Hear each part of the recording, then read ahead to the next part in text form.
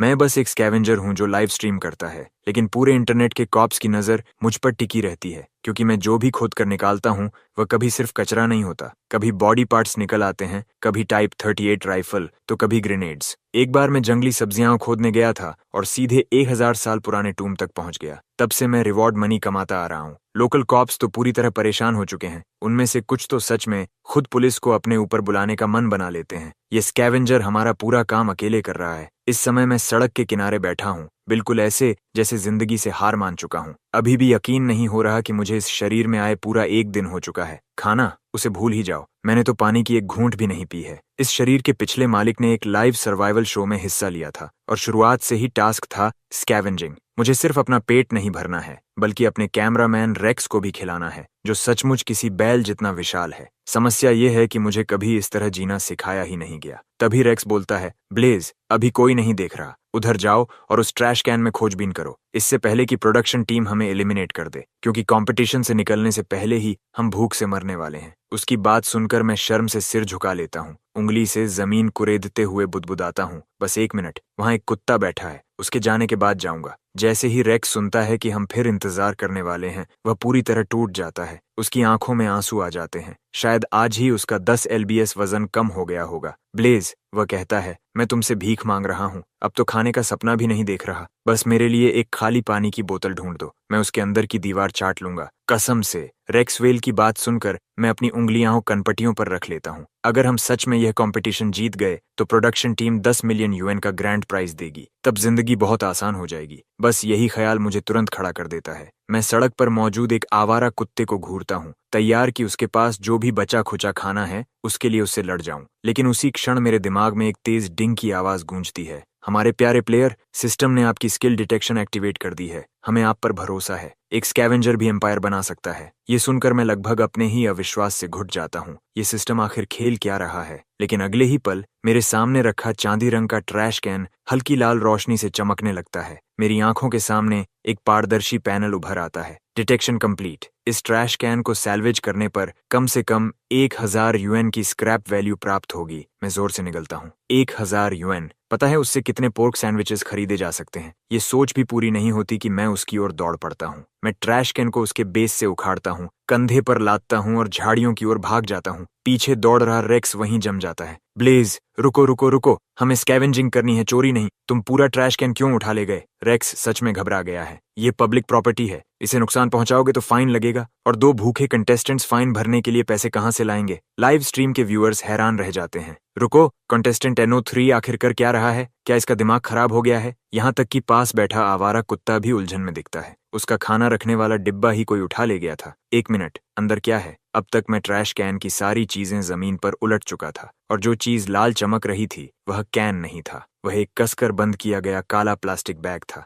मेरी भौहें सिकुड़ जाती हैं। क्या सच में इसके अंदर ऐसा ब्रेज्ड पोर्क हो सकता है जिसकी कीमत 1000 UN हो? मैं हाथ डालकर उसे फाड़ देता हूँ। रेक्स भी कैमरा उठाए पहुंच जाता है। ब्लेज, उस ट्रैश कैन को वापस रख दो, इससे पहले कि वह कुत्ता हमारे पीछे पड़ जाए। मैं उसे रोक नहीं पाऊंगा। और फिर से कह रहा हूँ, हम स्कैवेंजर्स हैं, भिखारी नहीं। लेकिन अगले ही पल रेक्स पूरी तरह चुप हो जाता है। वह बैग के अंदर देखता है और एक कान फाड़ देने वाली चीख निकालता है। उसकी आवाज मुझे भी होश में ले आती है। मैं, रेक्स और यहाँ तक कि वह कुत्ता भी झाड़ियों से बाहर भाग पड़ते हैं। हम दूर जाकर जमीन पर गिरते हैं और हाँफने लगते हैं। लाइव स्ट्रीम फट पड़ती है। हे भगवान, ये कचरा नहीं है, ये इंसानी बॉडी पार्ट है। मेरा तो लगभग नियंत्रण ही छूट जाता है। चैट पूरी तरह पागल हो चुकी थी। तभी स्ट्रीम अचानक बंद हो जाती है। पर्दे के पीछे प्रोडक्शन टीम में हड़कंप मच चुका था। उन्होंने अभी अभी साफ देखा था, बिल्कुल साफ, असली इंसानी बॉडी पार्ट्स। उन्होंने स्ट्रीम तुरंत बंद कर दी, लेकिन उतनी जल्दी नहीं कि कोई देख न पाए। स्टाफ इधर उधर भाग दौड़ कर रहा था, जबकि बुल आराम से चाय की चुस्की ले रहा था। शांत रहो, उसने कहा। लाइव शोज में अनएक्सपेक्टेड चीजें हो जाती हैं। ये सिर्फ एक कोइंसिडेंस है। इसे संभालो और स्ट्रीम फिर से चालू करो। और हाँ, कंटेस्टेंट NO3 पर नजर बनाए रखो। अगर उसमें मेंटल ब्रेकडाउन के कोई संकेत दिखें तो उसे कंपटीशन से जल्दी बाहर निकाल देना। स्टाफ के सभी लोग सिर हिलाते हैं। बिल्कुल, आप एक अनुभवी डायरेक्टर हैं, आपको कुछ भी हिला नहीं सकता। इस बीच रेक्स और मैं किसी तरह खुद को संभाल चुके थे। हमने तुरंत लोकल पुलिस को फोन किया। आधे घंटे के अंदर पूरी सड़क पुलिस व्हीकल से भर गई और लंबी क्राइम सीन टेप लगा दी गई। आसपास के इलाके के निवासी भीड़ लगाकर खड़े हो गए, चाहे उन्हें कितनी भी बार जाने के लिए कहा गया हो। जो भी चल सकता था वह यहाँ मौजूद था। यहाँ तक कि जो बुजुर्ग बिस्तर से उठ भी नहीं सकते थे, उन्होंने अपने परिवार वालों से जिद करके खुद को यहाँ तक उठवाया। हर चेहरे पर डर और बेशर्म जिज्ञासा का अजीब मिश्रण था। टेप के अंदर एक ऑफिसर कैप्टन आयरन की ओर मुड़ा। कैप्टन, कट के निशानों के आधार पर यह हिस्सा पहले मिले हुए हिस्सों से मेल खाता है। लगता है ये सभी एक ही सेट से हैं। पुष्टि के लिए लैब रिजल्ट्स की जरूरत होगी। कैप्टन आयरन ने सिर हिलाया और सबूतों को स्टेशन वापस ले जाने का आदेश दिया। फिर उसने हमारी ओर देखा। तुम दोनों हमारे साथ चलो। अगर सब कुछ कंफर्म हो गया तो आगे की प्रक्रिया करनी होगी। उसके वाक्य पूरा करने से पहले ही मैं तेजी से सिर हिलाने लगा। जरूर जरूर, लेकिन एक छोटा सा सवाल, वहाँ खाना मिलता है क्या? रेक्स ने चुपचाप मुझे थम्स अप दिया। उसने अपनी पूरी जिंदगी में किसी को पुलिस वाले के सामने खाना मांगते नहीं देखा था। कैप्टन आयरन कुछ पल के लिए बिल्कुल चुप रह गया, लेकिन हमारी हालत देखकर उसने आह भरी और सिर हिला दिया। ठीक है, और क्योंकि सबूत तुम लोगों ने ढूंढा है, स्टेशन पर रिवॉर्ड भी मिलेगा। मेरा चेहरा तुरंत चमक उठा। तो सिस्टम के बताए हुए 1000 यूएन यहीं छिपे हुए थे। रेक्स और मैं खुशी खुशी पुलिस कार में बैठ गए। हमने बयान दिए, पेपर वर्क पूरा किया, रिवॉर्ड लिया और कैप्टन आयरन को अलविदा कह दिया। फिर हम अपने खाली बर्लैप सैक्स झुलाते हुए स्टेशन से बाहर निकल गए। कैप्टन आयरन दरवाजे से हमें जाते हुए देखता रहा और गहरी सांस छोड़ी। उसे लगा था कि जो कुछ हमने देखा उसके बाद हमारा खाने का मन नहीं करेगा। लेकिन सच तो यह था कि हम दोनों ने मिलकर 7 कटोरे नूडल्स साफ कर दिए थे, जिनमें उसका और उसके साथियों का हिस्सा भी शामिल था। अब रेक्स और मैं सड़क पर चल रहे थे। स्ट्रीम दोबारा चालू हो चुकी थी। मुश्किल से 2 कदम चले होंगे कि रेक्स मेरे करीब आकर बोला, प्लीज, क्या तुम मुझे कुछ खिलाने की ट्रीट दे सकते हो? कैप्टन आयरन लगातार मुझे घूर रहा था। मैं ठीक से खा ही नहीं पाया। मैंने बड़े दिल से हाथ हिलाया और बिना सोचे मान गया। बारबेक्यू चलते हैं, वैसे भी रात हो चुकी है। बारबेक्यू स्ट्रिप में टहलते हुए शायद कुछ ऐसा भी मिल जाए जो स्कैवेंजिंग के लायक हो। हम दोनों बारबेक्यू स्ट्रिप पहुंचे, बैठ गए और मुश्किल से ऑर्डर पूरा किया ही था कि मेरी नजर एंट्रेंस के पास रखे ट्रैश कैन पर पड़ी। वह भी बिल्कुल पहले वाले की तरह लाल चमक रहा था। तभी सिस्टम की आवाज आई, डिटेक्शन कंप्लीट। इस ट्रैश कैन को खंगालने पर कम से कम 1000 यूएन कैश प्राप्त होगा। प्लेयर, तुरंत आगे बढ़ो। मैंने निगलते हुए कुर्सी छोड़ी और सीधे ट्रैश कैन की ओर बढ़ गया। जैसा सोचा था, उसके अंदर भी एक कसकर बंद किया हुआ काला प्लास्टिक बैग था। उसे उठाते समय मेरे हाथ हल्के से कांप रहे थे। मैं रेक्स को बुलाकर इसकी जानकारी देने ही वाला था कि रेस्टोरेंट का ओनर दौड़ता हुआ आया और मेरी तरफ उंगली तान दी। अरे, तुम क्या कर रहे हो? उसे नीचे रखो। किसने कहा तुम्हें मेरे शॉप में कचरा लाने के लिए? जिस पल तुम दोनों अंदर आए थे तभी कुछ गड़बड़ लगा था, और अब तुम मेरी दुकान के दरवाजे पर स्कैवेंजिंग कर रहे हो। मेरे पास जवाब देने के लिए कुछ नहीं था। ओनर ने देखा कि मैं चुप हूँ, फिर उसने मेरे कांपते हुए हाथों की तरफ देखा। उसके दिमाग में अचानक कुछ क्लिक हुआ। रुको, क्या ये सच में कोई कीमती चीज है? उसने झटके से बैग मेरे हाथ से छीन लिया। ये मेरी दुकान से गिरा था, तुम्हें इसे उठाने का कोई हक नहीं था। तभी कुछ लोग भी बोलने लगे, हाँ हाँ बिल्कुल, मैंने ये बैग दोपहर में देखा था। तुम इसे चुराने की कोशिश कर रहे थे। मुझे मत परखो, मैं अभी पुलिस को बुलाता हूँ। उन दोनों की बहस सुनकर मैं पूरी तरह उलझ गया। ये लोग किसी भी चीज पर दावा कर सकते हैं। मैं खुद को रोक नहीं पाया और पूछ बैठा, क्या आपको यकीन है कि यह आपका ही है? ओनर तुरंत बोला, बिल्कुल, मेरे सारे स्टाफ ने इसे देखा है। अब कुछ ऑर्डर करो या निकल जाओ, मेरा समय बर्बाद मत करो। ये कहकर वह बैग लेकर वापस अंदर चला गया। मैंने अपनी नाक रगड़ी और रेक्स की ओर हाथ बढ़ाया। फोन दो, मुझे स्टेशन में एक कॉल करनी है। अगर सस्पेक्ट को ढूंढने पर बड़ा रिवॉर्ड मिलता है तो कोशिश करना बनता है। कॉल जल्दी कनेक्ट हो गई।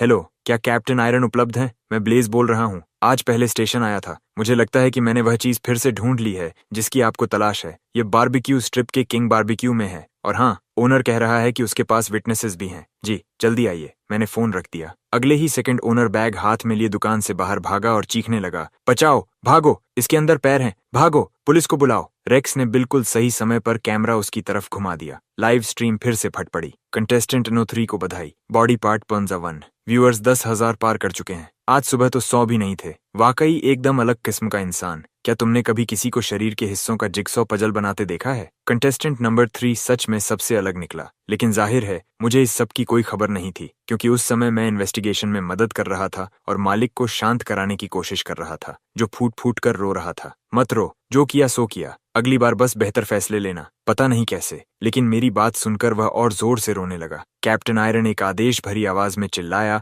और मालिक को वहां से ले जाने का आदेश दे दिया। फिर उसकी शक भरी नजर रेक्स और मुझ पर आकर टिक गई। एक ही दिन में 2 अहम सबूत मिल गए। किसी भी हिसाब से ये सामान्य बात नहीं है। उसकी नजर मेरी त्वचा तक सिहरा गई। मैं तुरंत बोल पड़ा, कैप्टन, ये किस्मत थी, बिल्कुल शुद्ध किस्मत। हम बस देर रात का स्नैक खाने बैठे थे। देखा कि कूड़ादान काफी भरा हुआ है, तो सोचा शायद कुछ बोतलें वगैरह मिल जाएं। कैप्टन आयरन ने लंबी सांस ली। उसे शक तो था, लेकिन हम पूरे समय लाइव थे। ऐसा कोई मौका ही नहीं था जब हम कुछ कर सकते। फिर भी उसकी पूरी टीम ने इलाका छान मारा और कुछ नहीं मिला, जबकि हम बस इधर उधर टटोलते हुए 2 अहम सबूत ढूंढ लाए। आखिरकार कैप्टन आयरन ने थकी हुई सांस छोड़ी। ठीक है, स्टेशन वापस आ जाओ। प्रक्रिया तो जानते ही हो। हमारी मदद करो, अपना पैसा लो और निकल जाओ। वह मुड़ा और गाड़ी में बैठ गया, लेकिन फिर रुक कर पीछे देखने लगा। एक और बात, आज रात इस शहर के 30,000 से भी ज्यादा कूड़ेदानों को पूरी तरह खाली कराया जाएगा। मैं वहीं जड़ होकर खड़ा रह गया। दिमाग पूरी तरह खाली था। आखिर अभी हो क्या रहा है? क्या कैप्टन आयरन सच में मेरी रोजी रोटी छीनने की कोशिश कर रहा है? उधर गाड़ी में बैठने से पहले रेक्स किसी और की मेज से सीख कबाब उठा लाया। इनके पैसे हमने दिए हैं तो इन्हें साथ ले जा रहे हैं। कागजी कार्रवाई हम प्रोफेशनल्स की तरह निपटा गए। जब तक सब खत्म हुआ, आधी रात काफी पीछे छूट चुकी थी। रेक्स उदास चेहरे के साथ सीखों को पकड़े हुए था। प्लीज, कैफेटेरिया तो कब का बंद हो चुका है। अब ये मांस खाएंगे कैसे? मैंने चारों तरफ देखा और मेरी नजर गेट हाउस पर जा टिकी। ओल्ड गेट, अभी भी जाग रहे हो? अरे, अंदर छोटा सा चूल्हा है क्या? हमारे पास कुछ सीख हैं, जरा गर्म कर दोगे? अरे, यहाँ तो शराब भी रखी है। ओल्ड गेट कुछ प्रतिक्रिया देता, उससे पहले ही मैं रेक्स को खींचकर अंदर ले गया। सीख, कबाब और शराब। हम तीनों छोटी सी मेज के चारों तरफ बैठे, घूंट और कौर साझा करते हुए जमकर मजे कर रहे थे। ओल्ड गेट, तुम्हारी तो मौज है। बस गेट की रखवाली करो और ड्यूटी पर शराब पीते रहो। वह हंसा और सहमति में सिर हिलाया, लेकिन कुछ ही घूंट बाद शराब का असर ओल्ड गेट पर चढ़ गया और तभी अचानक वह फूट फूट कर रोने लगा। मेरी जिंदगी सिर्फ दुखों से भरी रही है। मैंने अपने पहले प्यार का 50 साल इंतजार किया, पूरे 50 साल। मैं उसकी पत्नी से भी ज्यादा जी गया और आज उसने दूसरी शादी कर ली। ऊपर से मुझे शादी में बुलाने की हिम्मत भी कर ली। मैं लंबे समय तक ओल्ड गेट को दिल खोलकर रोते हुए देखता रहा। फिर मैं खड़ा हो गया। उदास मत हो, मैं अभी 2 और बोतलें लेकर आता हूँ। आज रात जमकर पियेंगे। मैं रेक्स को वहीं छोड़कर दुकान की ओर निकल गया, लेकिन 2 मिनट बाद ही मैं पूरी रफ्तार से वापस लौटा। मेरी बाहों में बाहर रखा धातु का बड़ा कूड़ादान था। धड़ाम, मैंने उसे मेज पर पटक दिया। ओल्ड गेट पलकें झपकाता रह गया। वह कमर तक ऊंचे उस कूड़ेदान को घूरता रहा। उसका दिमाग जैसे काम करना बंद कर चुका था। बेटा, मैं शराब अच्छी तरह संभाल सकता हूँ, लेकिन मैंने कभी ऐसी चीज से शराब नहीं पी। इसमें तरल टिकेगा भी। उधर कैप्टन आयरन सफाई कर्मचारी की यूनिफॉर्म पहने अपनी टीम को एक कूड़ेदान से दूसरे कूड़ेदान तक लेकर जा रहा था। सब लोग चौकन्ने रहो, वह स्कैवेंजर ये सब जानबूझकर कर रहा है। आखिरी टुकड़ा जरूर इन्हीं कूड़ेदानों में कहीं होगा। अफसरों ने दांत भींच लिए और पूरी ताकत से खोज शुरू कर दी। वे किसी स्कैवेंजर से हार मानने वाले नहीं थे। आखिर वे प्रोफेशनल थे। लेकिन पूरे 5 शहर ब्लॉक छान मारने के बाद भी उनके हाथ सिर्फ प्लास्टिक की बोतलों के कुछ बैग ही लगे। असल में ज्यादातर लोग सोच रहे थे कि जब कूड़े में हाथ डाल ही रहे हैं तो खाली हाथ घर क्यों लौटें। कैप्टन आयरन उन बोतलों को घूरता रहा। शायद उनकी रिसाइकलिंग वैल्यू करीब 100 युएन रही होगी। ये ख्याल उसके मन में आया ही था कि वह खुद डर गया। मैं ड्यूटी पर हूँ, मैं आखिर ये सब सोच भी क्यों रहा हूँ। उसी समय उसका फोन बज उठा। उसने फोन निकाला। कॉल ओल्ड गेट की थी। ओल्ड गेट एक अनुभवी आदमी था। 30 साल सिर्फ दरवाजों की रखवाली को समर्पित। फैक्ट्री के गेट, ऑफिस टावरों के प्रवेश द्वार, यहाँ तक कि लड़कियों के डॉर्मेट्री के दरवाजे भी। ऐसा कोई दरवाजा नहीं था जिसकी उसने रखवाली न की हो। उसकी प्रतिष्ठा बेदाग थी। वह कभी काम में कोताही नहीं करता था और उसके पूरे करियर में कभी कोई दुर्घटना नहीं हुई थी। कैप्टन आयरन ने फोन उठाया। दूसरी तरफ ओल्ड गेट ऐसे चिल्ला रहा था जैसे उसकी जान उसी पर टिकी हो। कैप्टन, अभी तुरंत वापस आओ। स्टेशन के ठीक बाहर वाले कूड़ेदान में एक सिर मिला है। कैप्टन आयरन का दिमाग पूरी तरह खाली हो गया। उसके मन में बस एक ही बात गूंज रही थी, स्टेशन के बाहर वाला कूड़ेदान। खुद को संभालने के बाद वह पूरी ताकत से अपनी टीम पर चिल्लाया, सब लोग तुरंत वापस लौटो।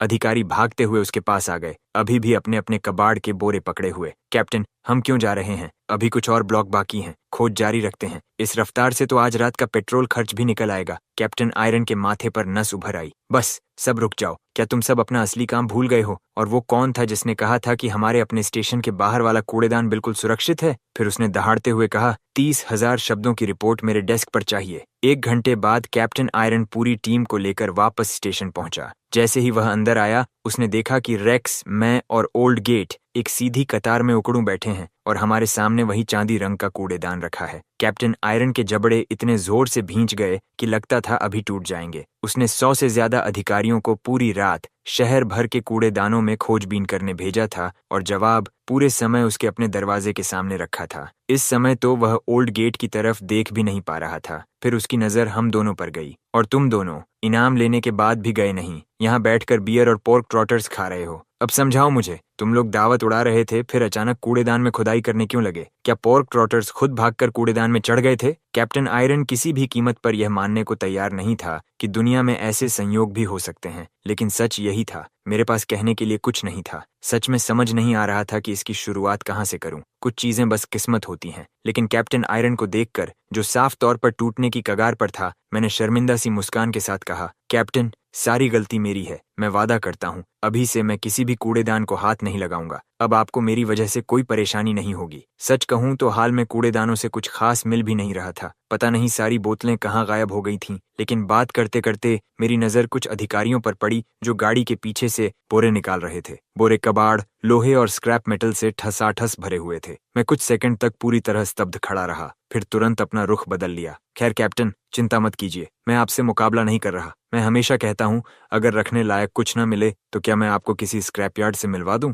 हमारा शो जिस स्क्रैपयार्ड के साथ काम करता है वो मार्केट रेट से ज्यादा पैसे देता है। छटाक! ये कैप्टन आयरन की कमर की आवाज थी। ऐसा लगा जैसे उसकी आखिरी हिम्मत भी टूट गई हो। सारे सबूत मिल चुके थे। उसे राहत महसूस करनी चाहिए थी, लेकिन किसी वजह से वह मुस्कुरा नहीं पा रहा था। कम से कम अब उसे इन दोनों से दोबारा नहीं जूझना पड़ेगा। आधे घंटे बाद हम स्टेशन से 1000 युएन लेकर बाहर निकले। सुबह की पहली रोशनी फैलने लगी थी। रेक्स और मैं पूरी तरह थक चुके थे। ब्लेज, मैं खत्म हो गया हूँ। क्या हम कहीं सो सकते हैं? या सच कहूँ तो चलो नॉकटर्नल बन जाते हैं। कम से कम कंपटीशन तो कम होगा। मैं ठुड्डी सहलाते हुए सच में इस विकल्प पर सोचने लगा। लेकिन सोएंगे कहाँ? कंपटीशन पूरे 15 दिन चलने वाला था और 3000 युएन कोई ऐशो आराम वाली रकम नहीं थी। शहर में होटल लेना तो नामुमकिन था। फैसला हो गया। मैंने रेक्स के साथ एक टैक्सी रोकी। ड्राइवर, हमें शहर के बाहर कहीं भी ले चलो जहां हम लेट कर सो सकें। जगह कोई भी हो। हम दोनों ने एक साथ लंबी जम्हाई ली। ड्राइवर ने जैसे ही रियर व्यू मिरर में झांका, हम दोनों पहले ही गहरी नींद में जा चुके थे। ड्राइवर ने दांत पीस लिए। दो नालायक लड़के,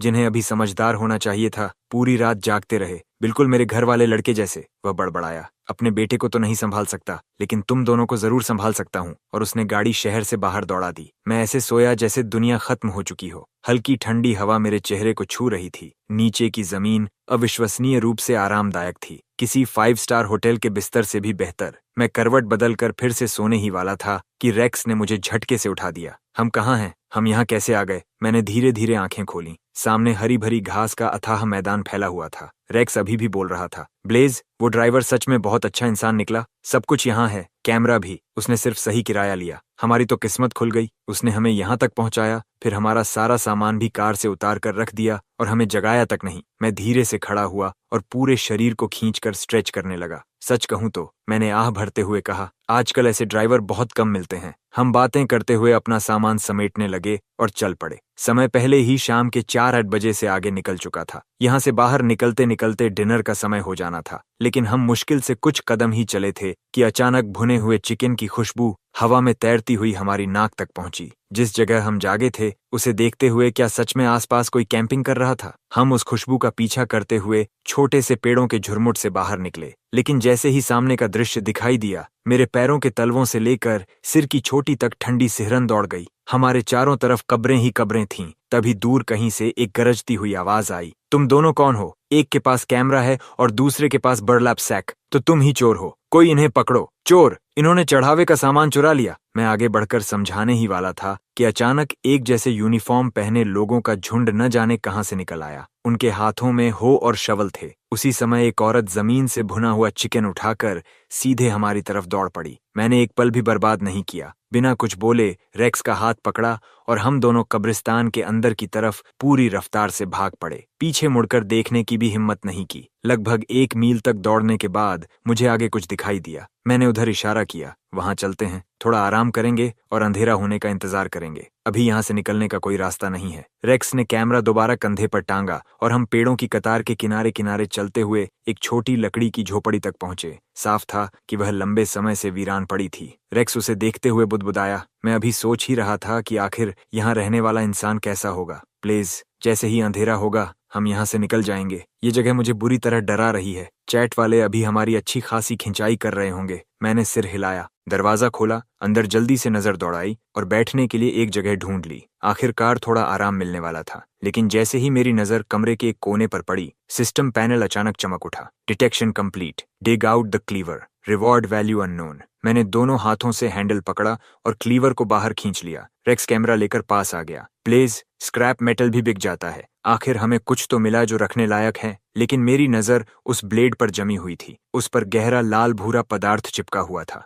मेरा पूरा शरीर एकदम स्थिर हो गया। रेक्स, इस पर क्या लगा हुआ है? ये खून तो नहीं? रेक्स भी जम गया। वह धीरे धीरे झुका, ब्लेड से थोड़ा सा पदार्थ उंगलियों पर लिया और उसे रगड़कर देखने लगा। लाल रंग अभी भी गीला है, सूखा नहीं है। उसका चेहरा पल भर में उतर गया। उसने तुरंत मेरी बांह पकड़ ली, जैसे अगले ही पल भागने वाला हो। उसी समय चैट पूरी तरह फट पड़ा। हे भगवान, यहाँ आखिर हो क्या रहा है? कोई लोकल व्यूअर है तो तुरंत पुलिस को कॉल करो। ये क्या मुसीबत है? ये तो सच में डरावना है। ये लाइव स्ट्रीम अपोकलिप्स जैसी क्यों लग रही है? उधर प्रोडक्शन टीम के बैक स्टेज में पूरा स्टाफ अफरा तफरी में था। कल दूसरे ब्लैक प्लास्टिक बैग के मिलने के बाद से ही सब तनाव में थे। तब से सबने सांस रोक रखी थी और सिर्फ एक बात उन्हें थोड़ा शांत रख रही थी। रेक्स के कैमरा ने अब तक कुछ भी बहुत ग्राफिक कैप्चर नहीं किया था, लेकिन फिर तीसरा ब्लैक प्लास्टिक बैग सामने आ गया। उसके बाद दोनों को कब्रिस्तान में लोगों ने दौड़ा लिया। जो सांस उन्होंने रोक रखी थी वह अब तक बाहर नहीं निकली थी। उन्हें डर था कि कहीं कोई ऐसा दृश्य लाइव न चला जाए जिसे दिखाना ही मुमकिन न हो। किसी की समझ में नहीं आ रहा था कि एक कंटेस्टेंट आखिर इतना केओस कैसे ढूंढ लेता है। पूरी टीम मॉनिटर पर टकटकी लगाए बैठी थी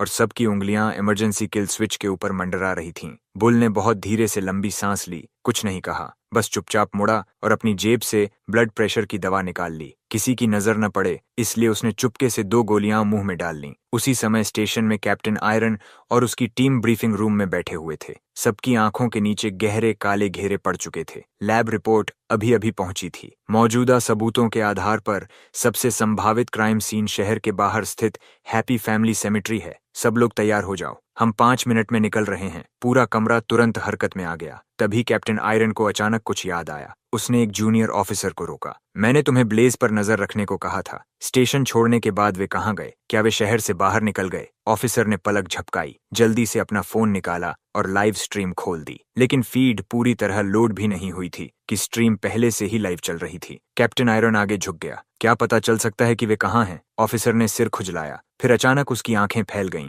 कैप्टन, ये जगह हैप्पी फैमिली सेमेट्री जैसी लग रही है। वे आज दोपहर वहीं सो रहे थे। टेरेन देखकर लगता है कि अभी भी वहीं आसपास हैं। ये सुनकर कैप्टन आयरन ने आंखें बंद कर लीं। पूरे 30 सेकंड तक वह एक शब्द नहीं बोला। फिर धीरे से बोला, लॉजिस्टिक्स डिपार्टमेंट जाओ, अकाउंटेंट को साथ लाओ, रिवॉर्ड पेपर वर्क भी ले आना, वह भी हमारे साथ चलेगा। अगर कोई अप्रत्याशित बात नहीं हुई तो जो आदमी उन दोनों का पीछा कर रहा था वही हमारा सस्पेक्ट है। और उसी समय सेमेट्री के पीछे वाले जंगल में पूरी अफरा तफरी मची हुई थी। हमारे पीछे पड़ा आदमी हार मानने को तैयार ही नहीं था। आधे घंटे से ज्यादा समय से वह हमारे पीछे दौड़ रहा था और मैंने तो उसे बस क्लीवर के सपाट हिस्से से हल्का सा छुआ था। क्या सच में इतनी सी बात के लिए कोई इतना पीछे पड़ सकता है? प्लीज, तुम्हारे अंदर जरा भी शर्म नहीं है क्या? कम से कम थोड़ी देर कैमरा तो पकड़ लो। मैं सच में सोच रहा था कि शायद अब थोड़ा इंसानियत वाला व्यवहार कर लेना चाहिए। तभी पीछे से जोरदार धप्प की आवाज आई। मैं और रेक्स दोनों एक साथ रुक गए। हम पलटे और देखा कि वह महिला अपने हाथ में भुना हुआ चिकन पकड़े खड़ी थी, जबकि वह आदमी जमीन पर सीधा फैला पड़ा था।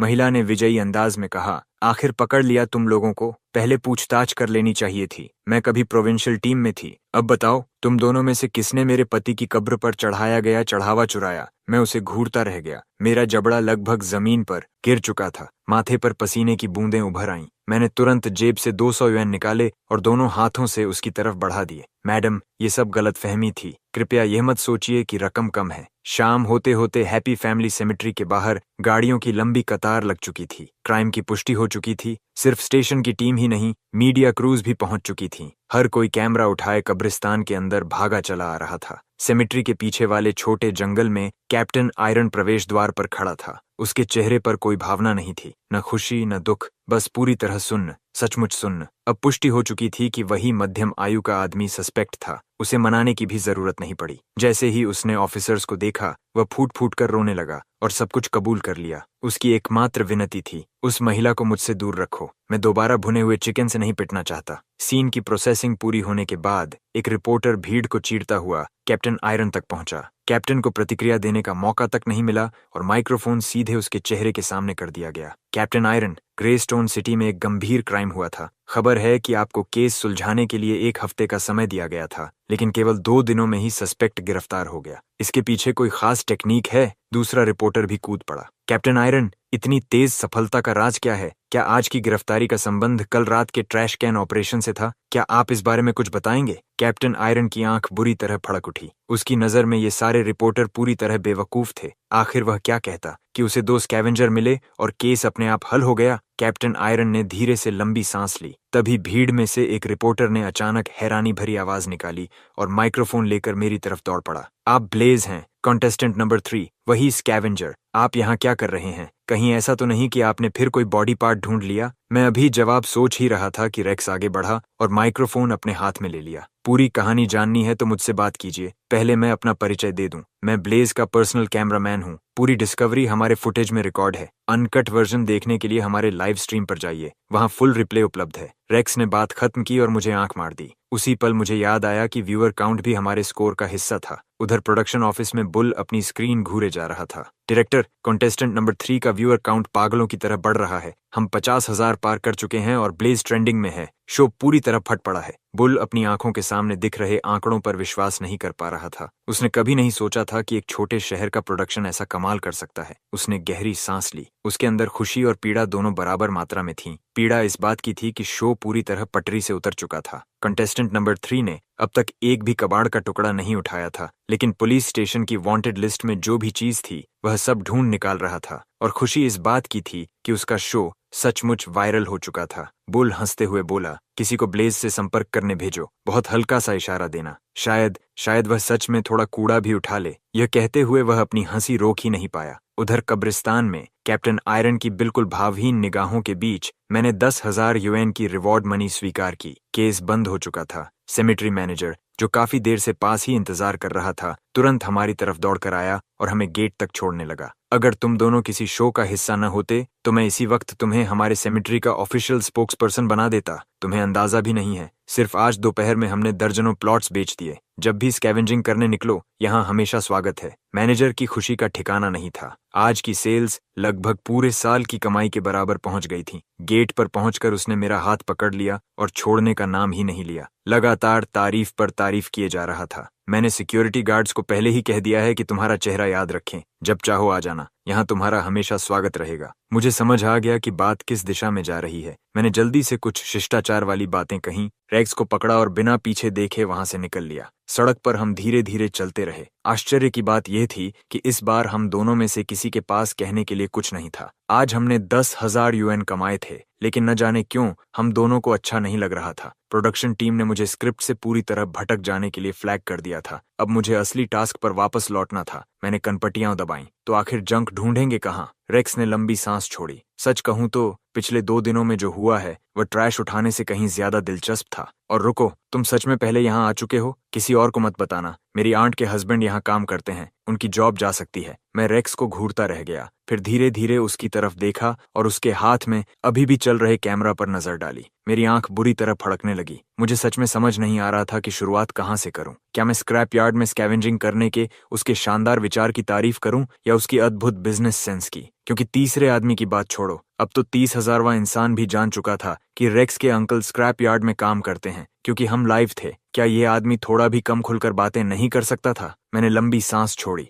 और उसके कंधे पर हाथ रखा। चलो पहले कुछ बर्लप सैक्स खरीदते हैं। वेस्ट प्रोसेसिंग स्टेशन में सॉर्टर्स की एक टीम सुबह आए माल को घूर रही थी। कुछ बहुत गड़बड़ है। कल रात इस शहर के लोगों ने आखिर किया क्या था? मैंने कभी ट्रैश को इतना साफ नहीं देखा। बेचने लायक एक भी चीज नहीं बची। दूसरा बोला, सही कह रहे हो, मैं घंटों से सॉर्टिंग कर रहा हूं और एक भी काम की चीज नहीं मिली। आज का ट्रैश बहुत अजीब है, बहुत ही अजीब। तभी किसी ने कहा, अंकल रस्टी, आपने कहा था ना कि आपका कोई रिश्तेदार किसी स्कैवेंजिंग शो में कैमरामैन है। जाकर पूछिए, क्या ये उन्हीं का काम है? क्या वे हमें बिजनेस से बाहर करना चाहते हैं? अंकल रस्टी ने भौहें सिकोड़ लीं। यहाँ तक कि कुछ यूएन में बिक जाने वाली बोतलें तक पूरी तरह गायब थीं। वह अभी सोच ही रहा था कि कॉल करे या नहीं, तभी उसका फोन बज उठा। उसने देखा रेक्स का कॉल था। बातचीत खत्म होते ही अंकल रस्टी सीधे एंट्रेंस की तरफ चल पड़ा। जैसे ही मैंने और रेक्स ने उसे आते देखा, हम दोनों ने तुरंत सेमेट्री से लाए हुए फ्रूट्स आगे बढ़ा दिए। हमने उसे आने का कारण समझाया। अंकल रस्टी अच्छा इंसान निकला। आज का माल वैसे भी बेकार है।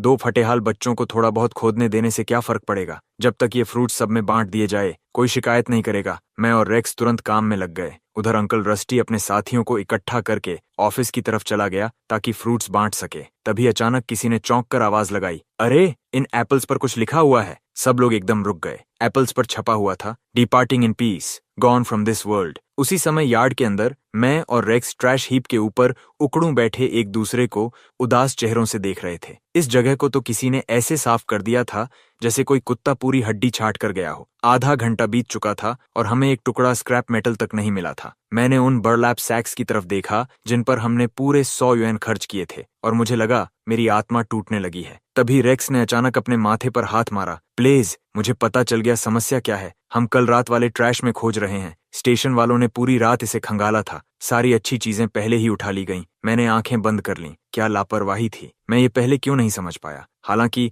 निष्पक्ष होकर देखा जाए तो कैप्टन आयरन सबूत ढूंढने में जितना भी अच्छा हो, उसने स्क्रैप वैल्यू वाली चीजें ढूंढने में भी कोई कसर नहीं छोड़ी थी। अब क्या करें, मैंने पूछा। फल सौंप दिए गए हैं, बोरे खरीद लिए गए हैं। अब हम खाली हाथ वापस नहीं जा सकते। ब्लेज, ढूंढते रहो। इतने बड़े कचरे के ढेर में कुछ न कुछ तो जरूर होगा। और फिर मैं जानता हूं कि अंकल रस्टी की टीम कैसे काम करती है। छोटी मोटी चीजें वे अक्सर पीछे छोड़ देते हैं। इसलिए रेक्स और मैं अपनी किस्मत स्वीकार करते हैं, अपनी छोटी फावड़ियां उठाते हैं और उस विशाल ढेर में खुदाई शुरू कर देते हैं। तभी ठन की आवाज आती है। मेरी फावड़ी सतह के नीचे किसी ठोस चीज से टकराती है। ये तो किसी बड़ी चीज की आवाज लगती है। अंकल रस्टी हमें ढेर के नीचे झुककर खुदाई करते हुए देख लेते हैं और जिज्ञासा से हमारी ओर चले आते हैं। हमने जो छोटा गड्ढा खोदा है उसमें से एक जंग लगा धातु का टुकड़ा बाहर निकला हुआ है। वे सिर हिलाकर कहते हैं, काफी लकी खोज है बच्चे। ये शायद इस ढेर के बनने से भी पहले यहाँ दबा हुआ था। खुदाई जारी रखो, लगता है इसके नीचे और भी कुछ है। मेरा चेहरा उत्साह से चमक उठता है। मैं हाथ रगड़ता हूँ और तेजी से खोदने लगता हूँ।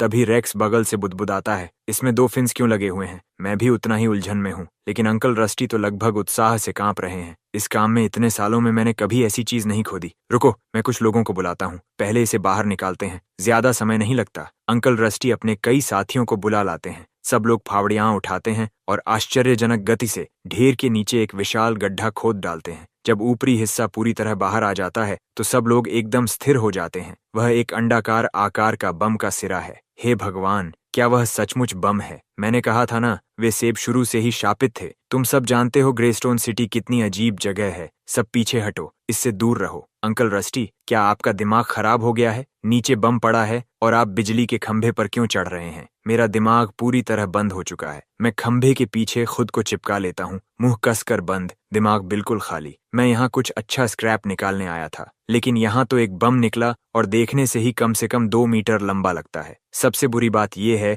कि सिस्टम ने चेतावनी भी तब भेजी जब हम लगभग इसे पूरा बाहर निकाल चुके थे। अगर हम थोड़े और धीमे होते तो चेतावनी आने से पहले पूरा बम बाहर आ चुका होता। पहले फट जाने देता और बाद में सूचना भेज देता तो क्या बिगड़ जाता। उसी समय कोई कांपती आवाज में बोलता है, अब क्या करें। क्या ऐसी चीज के लिए स्टेशन को कॉल नहीं करना चाहिए। इससे मेरा होश वापस आता है। मैं माथे पर हाथ मारता हूँ और तेजी से सबकी ओर घूमता हूँ। अचानक मेरे अंदर फिर से ऊर्जा भर जाती है। हाँ हाँ हाँ, अभी कॉल करो। स्टेशन में मेरा एक संपर्क है, कैप्टन आयरन को बुलाओ। रेक्स चुपचाप मेरे पास मुस्कुरा देता है। दूसरी ओर लाइव स्ट्रीम देखने वाले लोग पागल हो रहे हैं। मुझे पता था। मैंने 2 घंटे लगातार कचरा खोदते हुए यूं ही नहीं देखा था। इन्होंने सच में कुछ बहुत बड़ा निकाल लिया। चलो ब्लेज, रुको, ये तो वेस्ट सॉर्टिंग फैसिलिटी है। यहाँ बम कैसे पहुंच गया। क्या इस जगह को बनाने से पहले जमीन स्कैन नहीं की गई थी। तुम्हें इतिहास नहीं पता। देश भर में अभी भी बहुत सारे बिना फटे बम जमीन के नीचे दबे हुए हैं। जब मैं बच्चा था, हमारे आंगन में भी एक था। मेरे पिता मुझे कहते थे कि उस पर घोड़े की तरह सवारी करो। ये चमत्कार ही है कि मैं आज ये टाइप करने के लिए जिंदा हूँ। उधर स्टेशन में कैप्टन आयरन और उनकी टीम लगातार 2 दिन और 2 रातों से ड्यूटी पर हैं। उनकी हालत पूरी तरह खराब हो चुकी है। वे इतने थके हुए हैं कि बाथरूम जाने के लिए भी दीवार का सहारा लेना पड़ रहा है। लेकिन केस लगभग खत्म हो चुका है। कैप्टन आयरन अपनी टीम की ओर देखते हैं। हर किसी की आंखों के नीचे गहरे काले घेरे हैं। वे ताली बजाकर कहते हैं, बस कुछ और मिनट। सब लोग जल्दी से केस बंद करते हैं और फिर तुम सब आराम कर सकते हो। प्रक्रिया अच्छी नहीं थी, लेकिन केस तेजी से बंद हुआ और ऊपर वाले अधिकारी संतुष्ट हैं। कल से आराम के लिए रोटेशन शुरू होगा। उनके मुंह से शब्द पूरे निकल भी नहीं पाते कि कमरे में एक जोरदार धमाके जैसी आवाज गूंज उठती है। पूरी इमारत का ब्लड प्रेशर एक साथ बढ़ जाता है। कैप्टन आयरन तुरंत घूमते हैं और गरजते हैं, फायर डिपार्टमेंट और बॉम्ब डिस्पोजल यूनिट को अलर्ट करो। अभी सारी छुट्टियां रद्द, सब लोग वेस्ट सॉर्टिंग स्टेशन की ओर चलो, मूव। अगले ही पल पूरा स्टेशन हरकत में आ जाता है। एक के बाद एक गाड़ियां सायरन बजाते हुए बाहर निकल पड़ती हैं। इधर सॉर्टिंग यार्ड में कचरे के ढेर के नीचे रेक्स और मैंने बम के सिर के सामने 3 आधे खाए हुए सेब रख दिए हैं और गंभीरता से झुककर प्रणाम कर रहे हैं। हे महान बम, हम आपको अपना सम्मान अर्पित करते हैं। ये दृश्य देखकर अंकल रस्टी और बाकी लोगों के चेहरे अजीब हो जाते हैं। उन्होंने आज तक किसी को बम के सामने झुककर प्रणाम करते नहीं देखा था। उनमें से एक आदमी पूरी ईमानदारी से उलझन में पड़कर अंकल रस्टी की ओर मुड़ता है और पूछता है, अंकल रस्टी, क्या ऐसा नहीं हुआ था कि आपके रिश्तेदार का सिर बचपन में किसी दरवाजे में फंस गया हो? मैंने अपनी पूरी जिंदगी में कभी किसी को कब्रिस्तान से प्रॉफिट निचोड़कर निकालते नहीं देखा। तुम्हारी भी काफी हिम्मत है ये कहने की। मैंने साफ साफ देखा था, सबसे ज्यादा तुमने ही खाया था। उस सेब पर लिखा था बुढ़ापे से मरा, एक पर लिखा था बहुत कम उम्र में मर गया और दूसरे पर लिखा था बहुत जल्दी चला गया। उन सेबों का हिसाब चुकाने के लिए तुम्हें कितनी जिंदगियां चाहिए होंगी? जबकि यह बहस जारी रहती है, स्टेशन की गाड़ियां आखिरकार वहां पहुंच जाती हैं। कैप्टन आयरन अपनी टीम के साथ आगे बढ़ते हैं। यार्ड के कर्मचारी अविश्वास से उन्हें घूरते रह जाते हैं। ये निश्चित रूप से स्टेशन के ऑफिसर हैं, लेकिन इन सब की आंखों के नीचे इतने गहरे काले घेरे क्यों हैं? अंकल रस्टी कुछ सेकंड तक चुप रहते हैं, फिर आगे बढ़कर उनका स्वागत करते हैं। उनका पहला वाक्य किसी मुक्के की तरह जा लगता है, आप कैप्टन आयरन ही होंगे, आने के लिए धन्यवाद। उम्मीद है कि हमने आपकी पैंडा कन्वेंशन में बाधा नहीं डाली। कैप्टन आयरन अपने दांत जोर से भींचते हैं और थके हुए अंदाज में हाथ हिलाते हैं। वह रेक्स और मेरे पास आते हैं, अपनी काली घेरों वाली आंखों से हमें लंबे समय तक घूरते रहते हैं, फिर धीरे और भारी सांस छोड़ते हैं, एक भी शब्द नहीं बोलते। रेक्स और मैं समझदारी दिखाते हुए तुरंत अपना मुंह बंद कर लेते हैं और बिना कहे एक तरफ हट जाते हैं। कैप्टन आयरन अपनी टीम को लेकर गड्ढे के किनारे पहुंचते हैं। वह तीनों सेबों के बचे हुए हिस्सों को लात मारकर रास्ते से हटाते हैं और अपने अधिकारियों की ओर मुड़ते हैं। सब लोग बॉम्ब सूट पहन लो, सतर्क रहो, पहले इसके चारों तरफ का पूरा ढेर साफ करो। थोड़ी ही देर में बॉम्ब डिस्पोजल यूनिट और फायर क्रू भी पहुंच जाते हैं। सभी लोग मिलकर ढेर को खोदना शुरू कर देते हैं, लेकिन लगभग तुरंत ही बॉम्ब डिस्पोजल क्रू को कुछ अजीब दिखाई देता है। स्टेशन के कई ऑफिसर्स न जाने कहां से बोरे निकाल लाए हैं। वे एक हाथ से फावड़ा चला रहे हैं और दूसरे हाथ में बोरा पकड़े हुए हैं। इतने सारे लोगों के साथ काम होने के कारण पूरा ढेर साफ होने में ज्यादा समय नहीं लगता। जैसे ही सुबह की पहली रोशनी फैलनी शुरू होती है, पूरा कचरे का ढेर हटा दिया जाता है। कैप्टन आयरन गड्ढे के तल में पड़े जंग लगे खोल को देखते हैं और आखिरकार राहत की सांस छोड़ते हैं। वे बिना किसी दुर्घटना के इस स्थिति से निकल आए थे। वह अपने हाथ आपस में बजाते हैं, रेक्स और मेरे पास आते हैं और शांत स्वर में कहते हैं, चलो अब जो बचा है वह बॉम्ब डिस्पोजल टीम का काम है, वे इसे संभाल लेंगे। 10,000 युएन का रिवॉर्ड, हमारा स्टेशन इसे कवर करेगा, चलो। उधर बैक स्टेज में बुल अपनी झपकी से जागता है और उसे ऐसा महसूस होता है जैसे छत उसके ऊपर गिर गई हो। बम? क्या सच में बम जैसी चीज उनके शो का हिस्सा होनी चाहिए? उसकी पहली प्रतिक्रिया ट्रैफिक स्पाइक उठाने की होती है, लेकिन जैसे ही वह आंकड़ों को सीधा ऊपर जाते हुए देखता है, वह उसे छोड़ नहीं पाता। इसके अलावा उसके पास किसी कंटेस्टेंट को बिना कारण बाहर निकालने का कोई आधार भी नहीं है और तकनीकी रूप से यह बम एक अनक्लेम्ड ऑब्जेक्ट है। कुल रिवॉर्ड 20,000 युएन। कचरा बीनते बीनते एक दिन में 5 अंकों की कमाई। यह उस शो के उद्देश्य के बिल्कुल उल्टा था जो शुरू में सोचा गया था। बुल का सिर दर्द से फटने लगता है। शहर के दूसरी ओर हम वापस स्टेशन पहुंच चुके हैं। पेपर वर्क पूरा करने के बाद एक ऑफिसर 10,000 युएन का रिवॉर्ड लेकर आता है, साथ में 2 बस टिकट्स भी, जो कैप्टन आयरन की तरफ से व्यक्तिगत उपहार हैं। जाहिर है कैप्टन आयरन सच में बहुत अच्छे इंसान हैं। उन्होंने न सिर्फ रिवॉर्ड मनी दी, बल्कि अपनी जेब से हमारे लिए टिकट भी खरीदे। आजकल ऐसा इंसान आखिर मिलता कहाँ है? मैं सच में कैप्टन आयरन को बहुत मिस करूंगा। रेक्स की आंख फड़कती है। वह सचमुच मुझे पकड़कर स्टेशन से बाहर घसीट ले जाता है। ब्लेज, तुम्हें जरा भी अंदाजा है कि क्या हो रहा है? अगर हम अभी यहाँ से नहीं निकले तो कैप्टन आयरन को सचमुच हमें खत्म करने की इच्छा होने लगेगी। हम तेजी से शहर के पूर्वी हिस्से की ओर जाते हैं और बस में चढ़ जाते हैं। बस धीरे धीरे आगे बढ़ने लगती है। मैं खिड़की से सिर टिकाकर जम्हाई लेता हूँ। रेक्स, वहां पहुंचने में कितना समय लगेगा? क्या मैं थोड़ी नींद ले सकता हूँ? रेक्स टिकट निकालता है और उसका विवरण पढ़ता है। ग्रेस्टोन सिटी से Inkwell city, travel time 1 to 28 hours. ब्लेज, जितना चाहे सो लो, हमारे उतरने से पहले बहुत समय है। इंक्वेल सिटी 1 to 28 आवर्स, ये तो लगभग हमें दुनिया के दूसरे छोर पर भेजने जैसा है। और कंपटीशन में केवल 15 दिन है, उनमें से 1/3 समय बस में बिताना, क्या यह हमारी कमाई को नहीं खा जाएगा? इंक्वेल सिटी नहीं जाना है, हमें इस बस से उतरना होगा। जैसे ही कोच ग्रेस्टोन सिटी की सिटी लिमिट्स पार करेगा, चाहे वह बिल्कुल सुनसान जगह ही क्यों ना हो, मैं वापस लौटने के रास्ते में डिनर खरीद रहा हूँ। कैप्टन आयरन फोन रखता है और मुस्कुराता है। चले गए। आखिरकार चले गए इंक्वेल सिटी। केवल वहां तक पहुंचने में ही कई दिन लग जाते हैं। अगर वे दोनों वापस आना भी चाहें तो आने जाने का पूरा चक्कर लगाते लगाते शायद कंपटीशन ही खत्म हो जाएगी। कैप्टन आयरन खुशी खुशी यह पूरा हिसाब लगा रहा होता है कि तभी उसके ऑफिस का दरवाजा अचानक खुल जाता है। एक कर्मचारी हाथ में फाइल लिए अंदर आता है। कैप्टन, ऊपर से अभी कॉल आया है, हमें सहायता के लिए कहा गया है। अपेरेंटली ग्रेस्टोन सिटी के बाहर जो खुले मैदान हैं, उन्हें एक मिलिट्री यूनिट ने 3 दिन की ट्रेनिंग एक्सरसाइज के लिए रिक्विजिशन कर लिया है। उसके बाद वे चाहते हैं कि हम जाकर वहां की सफाई में मदद करें। कैप्टन आयरन भौहें सिकोड़ लेता है। एक police station military training ground की सफाई क्यों करेगा? कर्मचारी बेबसी से कंधे उचकाता है। अपेरेंटली हायर अप्स के अनुसार खबर है कि हमारी स्टेशन फील्ड क्लियरिंग में खास तौर पर बहुत स्किल्ड है। धड़ाम। कैप्टन आयरन का धैर्य उसी पल पूरी तरह विस्फोट कर देता है। उधर बस में रेक्स और मैं बहुत जोरदार बहस और दबाव डालने के बाद आखिरकार ग्रेस्टोन सिटी की सीमा के किनारे उतरने में सफल हो जाते हैं। हम तब तक इंतजार करते हैं जब तक बस दूर नहीं निकल जाती। फिर मैं लंबी सांस छोड़ता हूँ और रेक्स की तरफ मुड़ता हूँ। रेक्स, उस ड्राइवर के बारे में कुछ अजीब लग रहा था। वह आसानी से कैप्टन आयरन का इन्फॉर्मेंट हो सकता है, नहीं तो वह हमें बस से उतरने से बार बार क्यों रोकता? अब हम मेन रोड का इस्तेमाल नहीं कर सकते। वैसे भी हम स्कैवेंजर हैं। खुले मैदानों से शॉर्टकट लेना शायद हमारे लिए कुछ अच्छा निकाल दे। रेक्स को कोई आपत्ति नहीं होती और हम दोनों पीछे मुड़कर भी नहीं देखते। हम अपने बर्लप सैक्स कंधों पर डालते हैं और सीधे खुले मैदानों की ओर बढ़ जाते हैं। लाइव स्ट्रीम में ये सब देख रहे व्यूअर्स तुरंत कमेंट्स की बांट ला देते हैं। ये दोनों कभी सामान्य रास्ता नहीं लेते। इनको एक खाली मैदान में क्या मिलने की उम्मीद है? अगर वहां सचमुच कचरा मिल गया तो वह किसी चमत्कार से कम नहीं होगा। बिल्कुल, अगर मुझसे पूछो तो मैं एक आदमी को जानता हूं जो दिन में कंस्ट्रक्शन साइट पर मुफ्त में काम करता है, लेकिन रात में वहां का सारा स्क्रैप उसका होता है। स्क्रैप मेटल,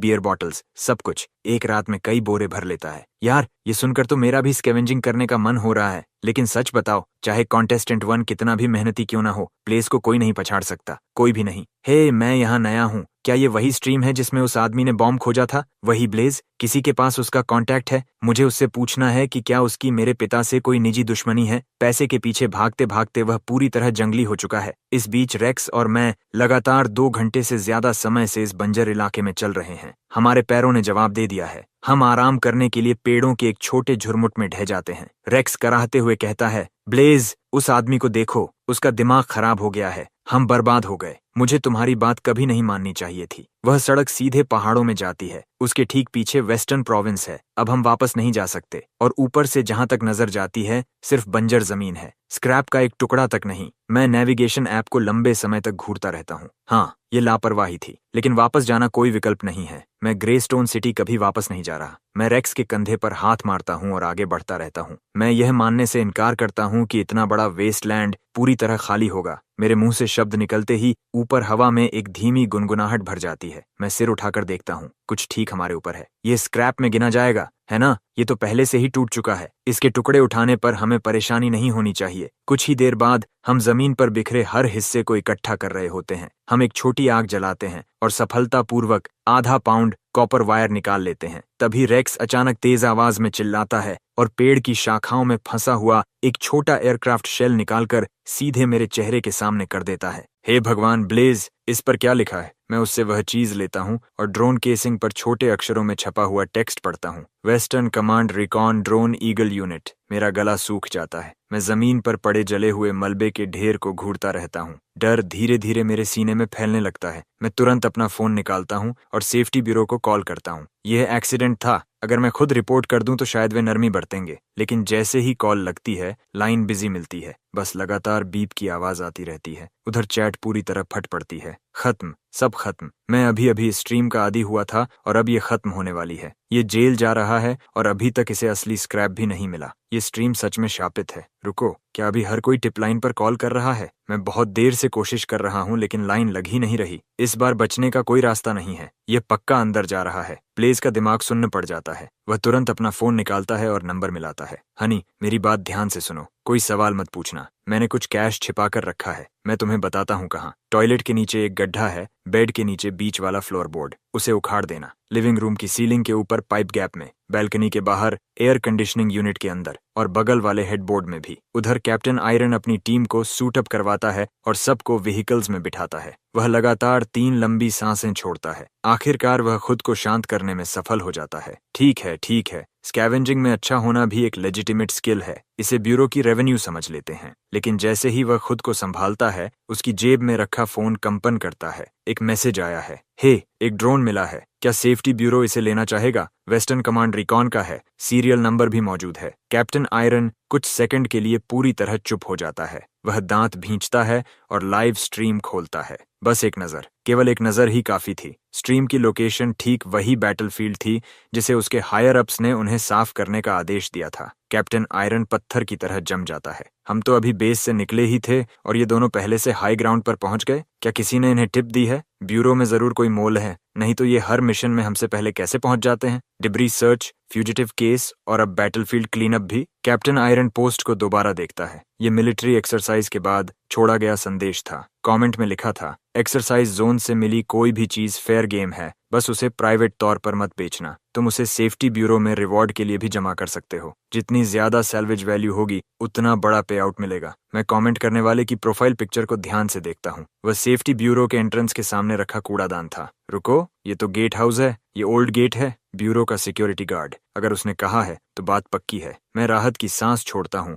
और उसी पल मेरे दिमाग में एक साहसी विचार कौंध उठता है। मैं मुस्कुराते हुए रेक्स की तरफ देखता हूँ। रेक्स, हमारे पास काम है। मैं रेक्स को लेकर वेस्टलैंड के और अंदर बढ़ जाता हूँ। चलते हुए हम जमीन को रेक से खुरचते रहते हैं, उम्मीद करते हुए कि कुछ न कुछ मिलेगा। लेकिन 1 घंटे से भी ज्यादा समय गुजर जाता है और सिस्टम की तरफ से एक भी पिंग नहीं आती। क्या यह खराब हो गया है? मैं झुंझलाकर रेक को जमीन में जोर से घोंप देता हूँ और अचानक महसूस करता हूँ कि नीचे से किसी चीज ने जवाब में टक्कर मारी है। झटका मेरे हाथों में दौड़ जाता है और वे सुन्न हो जाते हैं। आवाज सुनकर रेक्स घूमता है। वह मुड़ी हुई रेक को देखता है और वहीं ठिठक जाता है। फिर लंबे समय तक मुझे घूरता रहता है। ब्लेज, सच सच बताओ, क्या तुमने कहीं डिटेक्टर छिपा रखा है? क्योंकि तुम तो चलते फिरते ह्यूमन मेटल डिटेक्टर की तरह व्यवहार कर रहे हो। वह नीचे बैठता है, छोटी शवल निकालता है और खुदाई शुरू कर देता है। मैं उसके पास बैठकर देखने लगता हूँ। कुछ ही पलों बाद मैं मिट्टी से एक गोल वस्तु बाहर निकालता हूँ। रेक्स खुद को रोक नहीं पाता। नो वे, ये ग्रेनेड है। मेरा गला सूख जाता है। एक पूरी तरह सही सलामत ग्रेनेड।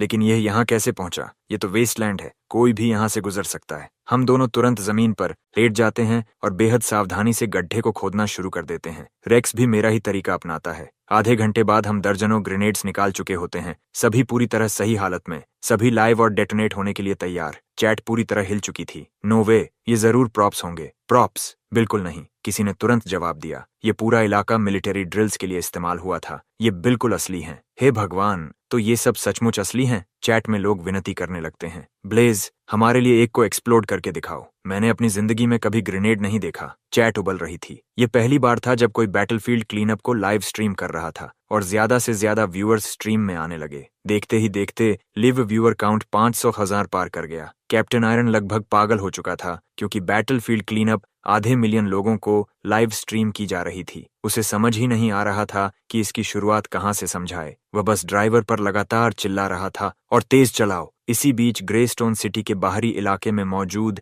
एक बड़े स्क्रैप यार्ड पर बाकी कंटेस्टेंट्स ने नोटिस किया कि उनके व्यूअर्स धीरे धीरे गायब हो रहे हैं। उन्होंने पता लगाया कि वे कहाँ गए। हर एक व्यूअर स्ट्रीम नंबर 3 पर पहुंच चुका था। उन्होंने स्ट्रीम खोली और जो देखा उसके बाद कोई भी शांत नहीं बैठ सका। कचरे में चीजें ढूंढना बनाम ग्रेनेड्स उठाना, इसमें कोई मुकाबला ही नहीं था। एक कंटेस्टेंट दांत भींचकर चिल्लाया, मैं उस वेस्टलैंड को जानता हूँ, वह मेरे गांव के बिल्कुल पास है। इस कंपटीशन को जीतना तो भूल ही जाओ। वहां सिर्फ बुलेट केसिंग्स उठाने का पैसा भी इससे कहीं ज्यादा मिलेगा। यहाँ सड़ने से तो लाख गुना बेहतर है। कौन कौन चल रहा है? ये सुनते ही हर कोई तुरंत तैयार हो जाता है। दूसरे कंटेस्टेंट्स अपना पैसा इकट्ठा करना शुरू कर देते हैं। क्राउड फंडिंग करके इतना पैसा जमा कर लेते हैं कि एक ट्रैक्टर किराए पर ले सकें। ट्रैक्टर गरजता हुआ शहर के बाहरी इलाके की ओर निकल पड़ता है। स्क्रैप यार्ड में अभी भी काम कर रहे स्कैवेंजर्स उसे जाते हुए देखते हैं और मान लेते हैं कि सबको कोई बेहतर जगह मिल गई है। वे भी अपने टूल्स उठाते हैं और ट्रैक्टर के पीछे पीछे निकल पड़ते हैं। कुछ ही देर में लोगों की भीड़ शहर से बाहर की ओर बहने लगती है। रास्ते में जो भी इस जुलूस को देखता है, चाहे वह प्रोफेशनल स्कैवेंजर हो या बस राहगीर, हर कोई इस मार्च में शामिल हो जाता है। शहर के दूसरी ओर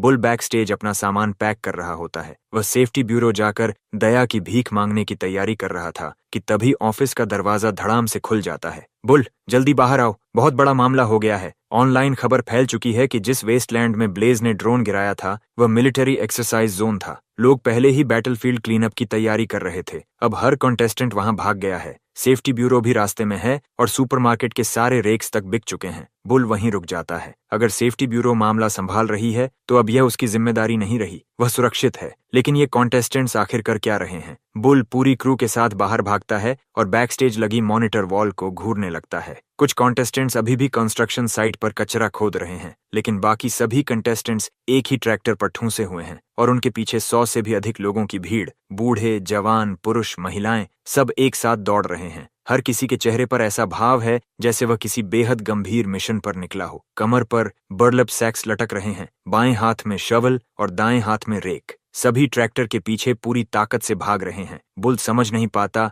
कि उसे हंसना चाहिए या रोना चाहिए। अच्छी खबर यह थी कि उसका करियर बर्बाद नहीं हुआ। बुरी खबर यह थी कि शो पूरी तरह पटरी से उतर चुका था और उसका पॉकेट मनी भी गया। इस बीच वेस्टलैंड पर रात उतर चुकी थी। चारों ओर अंधेरा फैल गया था। रेक्स और मैं अब भी आधे भरे हुए बर्लैप सैक में ग्रेनेड्स लिए इधर उधर घूम रहे थे। तभी मेरे सामने लाल रंग की एक चमकती हुई रोशनी दिखाई देती है। मैं प्रतिक्रिया भी नहीं दे पाता कि तभी एक भारी सी क्लंक की आवाज आती है। रेक्स तुरंत जम जाता है। मैं सावधानी से आगे बढ़ता हूं और सिस्टम प्रॉम्प्ट चेक करता हूं। इस लोकेशन की एक्सकवेशन करने पर कम से कम 1000 यूएन मूल्य का रिवॉर्ड मिल सकता है। मेरे शरीर पर तुरंत ठंडा पसीना छूट जाता है। मुझे नहीं पता नीचे क्या दबा है, लेकिन जब से सिस्टम ऑनलाइन हुआ है उसकी एक भी पिंग सामान्य नहीं रही। हर बार या तो श्रैपनल निकलता है या कोई ऐसी चीज जो उड़ सकती है। यह भी शायद वैसी ही कोई चीज है। मेरी प्रतिक्रिया देखकर रेक्स पहले ही घबरा चुका है। ब्लेज, क्या हुआ? प्लीज ये मत कहना कि यह लैंडमाइन है। क्या मैं अभी भी भाग सकता हूँ? मैं अपने होंठ भींच लेता हूँ और सहानुभूति भरी नजर से उसकी ओर देखता हूँ। अब भागना वास्तव में कोई विकल्प नहीं है। तो क्या तुम्हारे कुछ आखिरी शब्द हैं? ये सुनते ही रेक्स के पैर कांपने लगते हैं। वह एक पल के लिए झिझकता है, फिर कैमरा मेरे हाथों में थमा देता है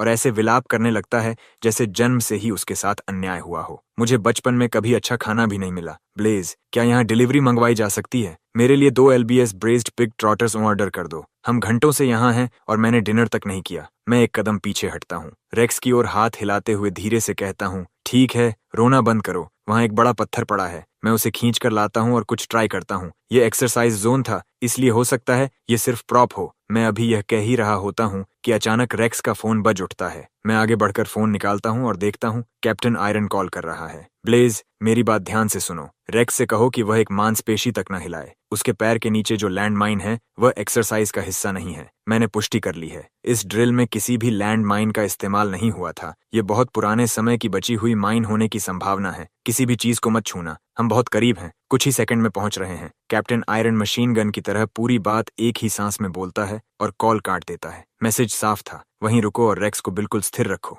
मैं अभी यह बात उसे बताने ही वाला होता हूँ कि रेक्स अचानक बोल पड़ता है, प्लीज, मेरा पेट दर्द कर रहा है। मैं सच में अब और नहीं रोक सकता। उसी समय वेस्टलैंड के किनारे एक के बाद एक दर्जन से अधिक सेफ्टी ब्यूरो व्हीकल्स आकर रुकती हैं। कैप्टन आयरन छलांग लगाकर बाहर निकलता है और अपनी टीम के सामने खड़ा हो जाता है। Attention everyone, mission briefing. Squad 1, तुरंत फुल स्वीप शुरू करो। प्राइमरी ऑब्जेक्टिव, सभी बिखरे हुए शेल केसिंग्स को लोकेट करना। स्क्वाड 2, व्हीकल्स में ही पोजीशन बनाए रखो। इस बीच मैं और इंतजार नहीं कर सकता। मैं नीचे झुकता हूँ और रेक्स के पैरों के आसपास की मिट्टी खोदने लगता हूँ। वहां बैठी लैंडमाइन को घूरता हूँ। जंग लगी हुई, मौसम की मार खाई हुई, वह चीज डराने वाली हद तक असली लग रही थी। उसमें नकली जैसा कुछ भी नहीं था। मैं अभी भी हिचकिचा रहा था कि रेक्स बोल पड़ा, ब्लेज, जल्दी करो। अगर माइन नहीं फटी तो मैं फट जाऊंगा। मैं सच में अब और नहीं रोक सकता। मैं गहरी सांस लेता हूँ। ठीक है, मैं 3, 2, 1 गिनूंगा, फिर तुम दौड़ना। मैं उसे पीछे धकेलता हूँ ताकि थोड़ा फासला बन जाए और गिनती शुरू करता हूँ। 3, 2, 1। रेक्स गोली की तरह उछलता है। एक हाथ पीछे दबाए हुए ऐसी रफ्तार से भागता है कि हवा में उसकी परछाइयां बन जाती हैं। एक पल में वह पेड़ों के पीछे गायब हो जाता है। ठीक उसी समय जमीन पर पड़ी लैंडमाइन चिंगारी छोड़ती है। मैं उसे देखते ही जमीन पर चिपक जाता हूँ। दोनों हाथ सिर पर रख लेता हूँ। फिर एक जोरदार धमाका होता है। मैं ऊपर देखता हूँ और आसमान रंग बिरंगी आतिशबाजी से भर उठता है। मैं बस घूरता रह जाता हूँ। दुनिया में कौन ऐसा इंसान है जो लैंडमाइन के आकार की फायरवर्क बनाता है? लेकिन फिर मुझे समझ आता है कि सिस्टम ने इसकी कीमत केवल 1000 यूएन क्यों बताई थी। चैट पूरी तरह पागल हो जाती है। हाँ, तो रेक्स 3 घंटे से जिस चीज से डरा हुआ था वह सिर्फ फायरवर्क डिकॉय निकली। लेकिन सच कहूं तो ये चीज बनाई किसने थी? ये वाकई डरावनी लगती है। मुझे ये डिजाइन याद है। सालों पहले एक पुरानी फायरवर्क्स वर्कशॉप ने इसे बनाया था, लेकिन ज्यादा समय तक मार्केट में नहीं रही। इसे हटा दिया गया था क्योंकि यह असली लैंड माइन जैसी बहुत ज्यादा दिखती थी। मेरी नजर कैप्टन आयरन की टीम के हाथों में पकड़े बर्लप सैक्स पर जाती है। वे पूरी तरह भरे हुए थे। मैं दांत भींचता हूँ, अपना आधा भरा ग्रेनेड्स वाला सैक उठाता हूँ और वही परिचित इशारा करते हुए हाथ बढ़ाता हूँ। कैप्टन आयरन की आंख फड़कती है। वह जानता है कि आज का मामला उसने बिल्कुल साफ तरीके से नहीं संभाला। वह तुरंत अपने बगल वाले ऑफिसर को मिलिट्री जोन रिवॉर्ड पॉलिसी के अनुसार 10,000 युएन देने का आदेश देता है। सेफ्टी ब्यूरो के ऑफिसर्स मुझे पैसे गिनते हुए देखते हैं और उनकी भावनाएं बेहद जटिल हो जाती हैं। आखिर यह हो क्या रहा है? यह आदमी हर दिन हमारे ब्यूरो से 10,000 युएन लेकर जाता है। क्या यह हमारे पेरोल पर है या डेली कॉन्ट्रैक्ट वर्कर है? भीड़ की सामूहिक निराशा के बीच में मुड़ता हूँ और पैसे रेक्स के हाथ में रख देता हूँ। फिर कैप्टन आयरन की ओर मुस्कुराता हूँ। कैप्टन, मेहनत के लिए धन्यवाद। हम अब चलते हैं। लेकिन चलते शब्द पूरा भी नहीं निकलता कि मैं अचानक जम जाता हूँ और सामने घूरने लगता हूँ। सिर्फ 10,000? हमारी बातचीत के दौरान ही बाकी कंटेस्टेंट्स और पूरा स्कैवेंजर आर्मी वहां पहुंच चुका था। पूरा दृश्य अचानक अराजकता में बदल जाता है। कैप्टन आयरन लोगों की बाढ़ को अपनी ओर आते देखता है और वहीं एक शेल केसिंग पर बैठ जाता है। वह पूरी तरह खो चुका था। उसे समझ नहीं आ रहा था कि इतने सारे लोग आखिर आए कहां से। यह खबर लीक किसने की? सच कहूं तो मैं भी थोड़ा डरा हुआ था, लेकिन मेरी जिज्ञासा अपने चरम पर पहुंच चुकी थी क्योंकि मेरा टारगेट ठीक सामने मौजूद था। मैं जबड़ा भींचता हूँ, अपनी रेक और शवल को कसकर पकड़ता हूँ और रेक्स अपना बर्लप सैक कंधे पर डाल लेता है। बड़ा काम आने वाला है। पीछे देखे बिना मैं सीधे दूर दिखाई दे रहे मिट्टी के टीले की ओर बढ़ जाता हूँ। हम दोनों उसके निचले हिस्से में खुदाई शुरू कर देते हैं। ये देखकर हर कोई स्तब्ध रह जाता है। किसी को समझ नहीं आता कि उनका पीछा करें या नहीं। ये दोनों कर क्या रहे हैं? पहाड़ी क्यों खोद रहे हैं? लेकिन अगर ब्लेज खोद रहा है तो शायद अंदर कुछ कीमती होगा। क्या हमें भी खोदना चाहिए? तभी किसी ने जवाब दिया, बिल्कुल नहीं। मैं यहीं पास के गांव से हूँ। उस पहाड़ी पर कुछ भी नहीं है। वहां तो एक पेड़ तक नहीं उगता। ब्लेज बस पैसा कमाने के बाद लोगों को बेवकूफ बना रहा है। भीड़ कुछ देर तक आपस में बड़बड़ाती रहती है। वे हमें लगातार खोदते देखते हैं, लेकिन कुछ निकलता नहीं। धीरे धीरे सब आराम से वापस वेस्टलैंड में तलाश करने लगते हैं। रेक्स और मैं सिर झुकाकर खुदाई जारी रखते हैं। कुछ समय बाद रेक्स की ताकत जवाब देने लगती है। ब्लेज, हम यह कब तक करेंगे? ये पहाड़ी छोटी नहीं है। 2 छोटी शवल से तो हम कयामत तक। लेकिन उसका वाक्य बीच में ही रुक जाता है। उसकी आंखें फैल जाती हैं। चेहरा पूरी तरह खाली हो जाता है। फिर उसके मुंह से विस्फोट जैसी आवाज निकलती है, हे भगवान! ओह मेरे! मैं तुरंत उसकी ओर भागता हूँ। घबराए हुए रेक्स को पकड़ लेता हूँ और चारों तरफ नजर दौड़ाता हूँ। स्कैवेंजर क्राउड अब काफी दूर जा चुकी थी। मैं राहत की सांस छोड़ता हूँ और धीमी आवाज में कहता हूँ, श्श, आवाज कम, शांत रहो। इसे निकालते समय मुझे संभालना और कैमरा को ब्लॉक करना। अगर उन गिद्धों ने ये देख लिया तो हम पर टूट पड़ेंगे और सुबह तक यह पूरा टीला साफ हो जाएगा। रेक्स आखिरकार होश में लौटता है। वह तेजी से सिर हिलाता है और मदद के लिए हाथ बढ़ाता है। उसके चेहरे पर छाया हुआ सदमा धीरे धीरे पिघल जाता है और उसकी जगह शुद्ध विस्फोटक खुशी ले लेती है। ब्लेज, मैंने फैसला कर लिया है। अब से मैं तुम्हारे साथ ही रहूंगा। अगर इस बार हम क्राउन नहीं भी जीत पाए तो भी एक दिन हम अपनी स्कैवेंजिंग कंपनी शुरू करेंगे और ढेर सारा पैसा कमाएंगे। लेकिन इस समय मेरे पास रेक्स की बातों के लिए समय नहीं था। मैं गड्ढे से कुछ बाहर निकालने में पूरी तरह व्यस्त था। कुछ समय बाद कैप्टन आयरन अपनी टीम के साथ पूरी रफ्तार से वहां पहुंचता है। वह हमारे पास रखे ब्रॉन्ज कॉल्ड्रन को देखता है जो घुटनों तक ऊंचा था और बेहद प्राचीन दिखाई देता था। वह कुछ देर तक बस खड़ा रह जाता है, फिर लंबी सांस खींचता है, मेरे पास आता है और मेरे कंधे पर हाथ रखता है। ब्लेज, सच कहूं तो तुम स्कैवेंजिंग में पूरी तरह बर्बाद हो रहे हो। कभी मौका मिले तो अपनी वह छोटी शवल लेकर मेरे परिवार की पुरानी बेरियल प्लॉट पर भी खुदाई कर देना। कौन जाने वहां क्या निकल आए। मैं तुम्हारा बड़ा एहसानमंद रहूंगा। रेक्स उसके बगल में खड़ा कान से कान तक मुस्कुरा रहा था। कैप्टन, इसे टटोलना बंद कर दीजिए। जब हमें ग्रेनेड मिला था तब मैं ब्लेज को सिर से पैर तक चेक कर चुका हूँ। इसके पास कोई डिटेक्टर नहीं है, मैं कसम खाता हूँ। अब क्या आप कुछ कॉल्स करके पता लगा सकते हैं कि रिवॉर्ड कितना मिलेगा? कैप्टन आयरन समझता था कि मामला गंभीर है। कल्चरल रिलिक्स कोई मजाक नहीं थे। वह तुरंत हेरिटेज ब्यूरो को कॉल करता है। 1 घंटे से थोड़ा अधिक समय बाद हेरिटेज ब्यूरो के कर्मचारी जल्दबाजी में वहां पहुंचते हैं। हेरिटेज ब्यूरो के चीफ डायरेक्टर वैंस आगे बढ़कर कहते हैं, यंग मैन, तुम दोनों ने कुछ असाधारण किया है। ये ब्रॉन्ज कॉल्ड्रन संभवतः वॉरिंग स्टेट्स पीरियड का है।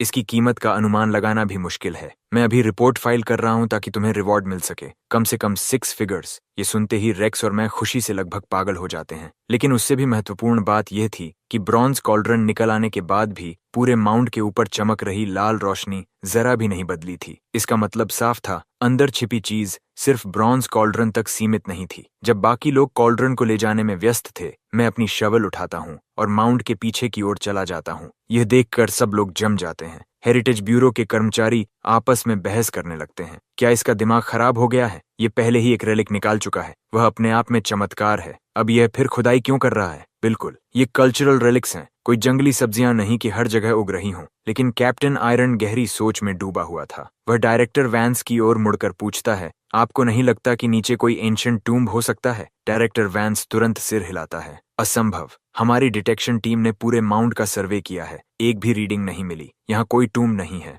वह यह बात पूरे आत्मविश्वास के साथ कहता है। आखिर वे लोग वहां पहुंचते ही स्टैंडर्ड प्रोसीजर के अनुसार पूरे क्षेत्र की जांच कर चुके थे और उन्हें कुछ नहीं मिला था। हेरिटेज ब्यूरो की टीम कॉल्ड्रन को लेकर रवाना हो जाती है, लेकिन कैप्टन आयरन जाने की जल्दी नहीं दिखाता। उसे कुछ गड़बड़ महसूस हो रही थी। उसके मन में लगातार यह भावना उठ रही थी कि मामला अभी खत्म नहीं हुआ। लेकिन उसकी हैरानी की बात यह थी कि लंबे समय तक कुछ भी नहीं हुआ। धीरे धीरे कैप्टन आयरन को लगने लगा कि शायद उसने गलत अंदाजा लगाया था। वह अपनी टीम को इकट्ठा करके वापस निकलने ही वाला था कि अचानक रेक्स चिल्ला उठता है। कैप्टन आयरन तुरंत अपनी टीम के साथ दौड़ता हुआ वहां पहुंचता है। सचमुच वहां कुछ था। इस बिंदु पर उसके मन में केवल सम्मान ही बचा था। कैप्टन आयरन फिर से फोन निकालता है और हेरिटेज ब्यूरो को दोबारा कॉल करता है। हेरिटेज ब्यूरो की व्हीकल, जो अभी अभी गई थी, तुरंत वापस मुड़ जाती है। कैप्टन आयरन मुस्कुराते हुए उनका स्वागत करता है। चेस्ट अभी तक खोला नहीं गया है, और हाँ, सेफ्टी ब्यूरो को भी रिवॉर्ड में हिस्सा मिलना चाहिए। हमने तुम्हें 2 बार बुलाया है, कहीं ऐसा तो नहीं कि तुम हमें कुछ भी ना दो? डायरेक्टर वैंस अब भी पूरी तरह उलझन में था। उनके इक्विपमेंट ने कुछ भी डिटेक्ट नहीं किया था। फिर यहाँ चीजें निकल कैसे रही थीं? वह आगे बढ़कर चेस्ट की जांच करता है। ओह वाह, ये गोल्डन ननमू वुड का बना है, जिस पर जेमस्टोन्स और इंपीरियल जेड जड़े हुए हैं। केवल इसका बाहरी हिस्सा ही अनमोल है। अंदर जो भी होगा, मैं उसकी बात बीच में काट देता हूँ। असल में बस मुझे ये बता दीजिए कि रिवॉर्ड कितना मिलेगा। मुझे अभी पूरी पहाड़ी खोदनी है। लेकिन डायरेक्टर वैंस का स्वर अचानक बदल जाता है। वह असहज होकर कहता है, देखो बेटे, हम तुमसे कुछ छीनना नहीं चाहते, लेकिन रेगुलेशंस के अनुसार 2 कल्चरल रेलिक्स मिलने के बाद हमें पूरे क्षेत्र को सील ऑफ करना पड़ता है और फुल रीइंस्पेक्शन करनी होती है। ये सुनकर मैं पूरी तरह स्तब्ध रह जाता हूँ। मैं तो मदर लोड मिलने की उम्मीद कर रहा था, और अब वे पूरी जगह बंद कर रहे थे। लेकिन डायरेक्टर वैंस सचमुच शर्मिंदा और माफी मांगता हुआ लग रहा था, इसलिए मैं अनिच्छा से सिर हिला देता हूँ। ठीक है, जब तुम लोग खत्म कर लोगे तब मैं फिर खुदाई कर लूंगा। डायरेक्टर वैंस तुरंत क्रू को रीस्वीप के लिए संगठित करने लगता है। मैं एक बड़े पेड़ की जड़ के सहारे बैठ जाता हूँ और माउंट के ऊपर चमक रही लाल रोशनी को लालसा भरी नजरों से घूरता रहता हूँ। रेक्स गहरी सांस भरता है और चुपचाप मेरे बगल में खड़ा हो जाता है। लंबी चुप्पी के बाद रेक्स बोलता है, ब्लेज, इतना स्ट्रेस मत लो। जो रिवॉर्ड हमें पहले ही मिल चुका है वह फर्स्ट प्लेस लेने के लिए काफी होना चाहिए, और अगर नहीं भी हुआ तो हम बैटलफील्ड स्वीप करते रहेंगे। थोड़ा थोड़ा जोड़कर भी बहुत हो जाएगा। लेकिन मैं उसे कोई जवाब नहीं देता। मैं धीरे धीरे खड़ा होता हूँ और माउंट की तरफ घूरने लगता हूँ। मेरे चेहरे का भाव बदलने लगता है, क्योंकि माउंट के ऊपर चमक रही लाल रोशनी अब मेरी आंखों के सामने साफ साफ हिल रही थी, और कुछ ही पलों में वह खिसकते खिसकते सीधे उस पेड़ तक पहुंच जाती है जिसके नीचे हम बैठे हुए थे। 1 मिनट, क्या सिस्टम सच में इतना एडवांस्ड है? क्या जमीन के नीचे दबे रेलिक्स खुद चल सकते हैं, या फिर नीचे कोई जीवित चीज है, कोई बीस्ट? जैसे ही यह विचार मेरे दिमाग में आता है, मैं तुरंत रेक्स को इशारा करता हूँ। रेक्स, अपना गियर उठाओ। अभी। मैं अपनी शवल झपट कर उठाता हूँ और पेड़ की जड़ के पास पूरी ताकत से जमीन में घुसा देता हूँ। रेक्स को समझने में बस 1 सेकंड लगता है। वह भी अपनी शवल उठाकर खुदाई शुरू कर देता है। उधर डायरेक्टर वैंस और उसकी टीम, जो रीस्वीप कर रही थी, पीछे मुड़कर देखती है और हमें पेड़ की जड़ों पर पूरी तरह टूट पड़ते हुए पाती है। सब रुक जाते हैं और घूरने लगते हैं। ये क्या कर रहे हैं? क्या ये रेलिक्स तक पहुंचने के लिए टनल बना रहे हैं? कम से कम थोड़ा छिपकर तो करो। कौन इतनी खुलेआम खुदाई करता है? लेकिन केवल कैप्टन आयरन ही था जो हाथ बांधे खड़ा था, और उसके चेहरे पर चौड़ी मुस्कान थी। बिल्कुल यही चीज सेफ्टी ब्यूरो के साथ पहले हो चुकी थी। अब उसे पूरा यकीन था कि माउंट के नीचे कुछ नहीं है, रेलिक्स पेड़ के नीचे हैं। अनुभव से मिली हुई कठिन सीख। वह मुस्कुराते हुए डायरेक्टर वैंस की तरफ मुड़ता है। डायरेक्टर, कभी कभी चीजों को जैसा है वैसा स्वीकार करना पड़ता है। अगर शर्मिंदा नहीं होना चाहते तो अपने लोगों को उस पेड़ के पास भेजिए और खुदाई शुरू करवाइए। शायद अभी भी क्रेडिट मिल जाए। मैं बस इतना ही कहूंगा, बाकी खुद सोच लीजिए। कैप्टन आयरन ऐसा मुस्कुराता है जैसे उसे पहले से पता हो कि इसका अंत कैसे होने वाला है, फिर आराम से पेड़ की ओर चल देता है। वह नीचे ब्लेज को खुदाई करते हुए देखता है। बुरा नहीं, जड़ें पूरी तरह उलझी हुई हैं, काम धीरे चल रहा है, लेकिन कम से कम सिस्टम की लाल चमक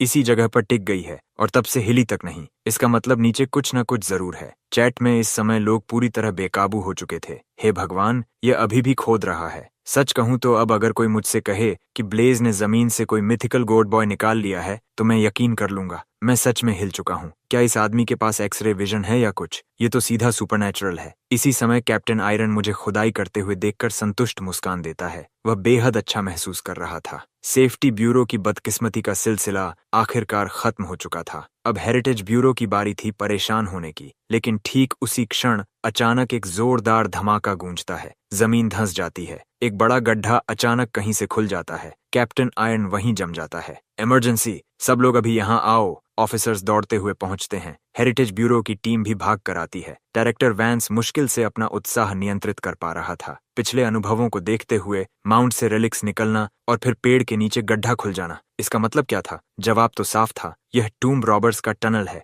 इस माउंट के अंदर एक टूम्ब मौजूद है। जब ऊपर सभी लोग रेस्क्यू मोड में भाग दौड़ कर रहे थे, तभी नीचे से एक जोरदार आवाज गूंजती है। रेक्स, रेक्स, रेक कहाँ है? उसे नीचे फेंको। यहाँ नीचे कई लोग हैं, पक्के टूम्ब रॉबर्स, और वे हथियारबंद हैं। ऊपर मौजूद हर व्यक्ति एकदम स्थिर हो जाता है। हेरिटेज ब्यूरो के कर्मचारी जो नीचे उतरने ही वाले थे, एक साथ एक कदम पीछे हट जाते हैं। तभी एक भारी भरकम आदमी रेक्स की बांह पकड़ता है और टूम्ब रॉबर्स के पीछे टनल में घुस जाता है। मैंने साफ देखा, उन लोगों के पूरे शरीर पर टैटूज बने हुए हैं। मैं उन्हें भागने नहीं दूंगा। इस बीच टनल के सबसे गहरे हिस्से में बॉस डिगर सबसे आगे रेंग रहा था। उसकी गति अविश्वसनीय थी। उसके पीछे चल रहे लोगों में से एक आखिरकार बोल पड़ता है, बॉस, बस रेंगते मत रहो, कम से कम देख तो लो कि कहाँ जा रहे हो। क्या यह वही रास्ता है जिससे हम आए थे? वे हमारे पीछे लगे हुए हैं। उसे यहाँ अंदर हमें घेरने मत देना। पीछे वाला आदमी, वह जरूर कोई ट्रेन्ड ऑफिसर है। उसका मुक्का तो फ्रेट ट्रेन जैसा था। उसने डॉगों के सामने के दांत तोड़कर सीधे मेरे चेहरे पर फेंक दिए। लेकिन बॉस डिगर लगभग कोई प्रतिक्रिया नहीं देता। उधर प्रोडक्शन ऑफिस में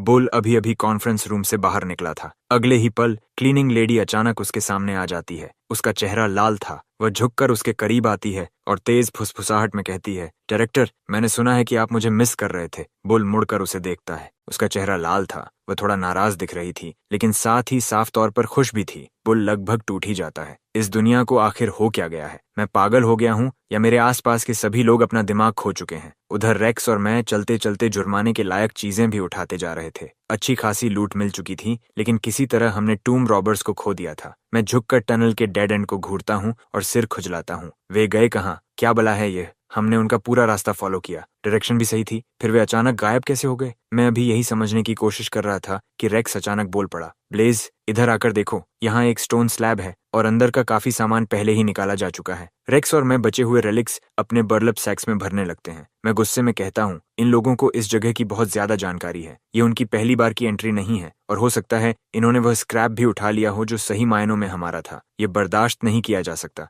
हमें इन्हें ढूंढना होगा। मैं जमीन पर पड़े फुटप्रिंट्स का पीछा करते हुए सावधानी से आगे बढ़ता हूँ। रेक्स मेरे पीछे पीछे कैमरा का एंगल एडजस्ट करता चलता है ताकि सब कुछ साफ रिकॉर्ड हो। अगर ये काम करना है तो सही तरीके से करना चाहिए। दूसरी तरफ कैप्टन आयरन कई ऑफिसर्स के साथ टनल के अंत तक पहुंच चुका था। सामने खुली हुई स्टोन स्लैब को देखते ही उसका पेट बैठ जाता है। इस माउंट के नीचे सचमुच एक टूम्ब है। वह बड़बड़ाता है, मेरा मन कर रहा है ऑफिसर वेरा को घसीट कर यहाँ लाऊं और पूछूं, क्या हेरिटेज ब्यूरो ने अपना इक्विपमेंट चालू भी किया था? ये टूम्ब इतना विशाल है और इन्होंने कई बार सर्वे किया, फिर भी कुछ नहीं मिला। वह अपनी टीम की ओर मुड़ता है। सब लोग सतर्क रहो। खबर है कि टूम्ब रॉबर्स हथियारबंद हैं। वेपन्स रेडी, अलर्ट रहना। और तुम, क्या तुम्हारा दिमाग खराब हो गया है? हम टूम्ब के अंदर हैं। ग्रेनेड क्यों निकाल रहे हो? क्या हम सबको यहीं दफनाना चाहते हो? उसे अभी वापस रखो। ब्रीफिंग खत्म करने के बाद कैप्टन आयरन अपनी टीम को लेकर सावधानी से टूम्ब के अंदर बढ़ता है। उसी समय रेक्स और मैं फुटप्रिंट्स का पीछा करते हुए एक बैरियल चेंबर तक पहुंचते हैं और एक कॉफिन के पीछे छिपकर आसपास का निरीक्षण करने लगते हैं। कुछ दूरी पर डिगर्स का समूह भी एक कॉफिन के पीछे छिपा बैठा था।